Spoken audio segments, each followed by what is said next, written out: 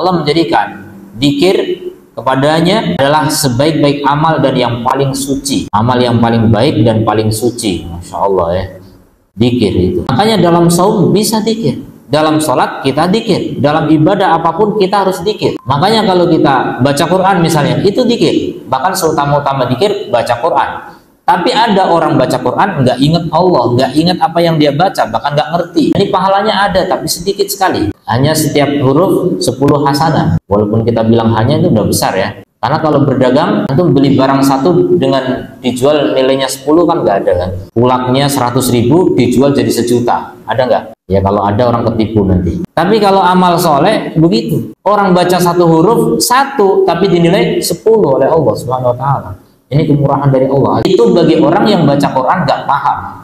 Begitu kata Ibnu Rajab diantaranya. Baca Quran tanpa tadabbur, tanpa berusaha memahami, dapat pahala. Cuma berapa? 10 hasanah per hurufnya. Tapi kalau dia berusaha memahami, kalau memang belum paham bahasa Arab, minimal baca terjemahannya, berusaha memahami, pahalanya tanpa batas. Pahalanya nggak dihitung dengan angka-angka lagi. Maka jangan sampai kita ketika bulan Ramadan hanya bersemangat ingin mengkhatamkan Quran, hanya ingin menyelesaikan huruf-hurufnya saja. Tapi berusahalah baca terjemahnya juga. Jadi kalau bisa menggabung dua-duanya, kenapa tidak? Kalau disuruh milih, Ustadz, mendingan tadabbur atau khatam? Kalau suruh milih, nggak bisa dua-duanya, tadabbur lebih bagus. Ya, tapi dua-duanya lebih bagus lagi. Ya, khatam dan tadabbur itu jauh lebih indah.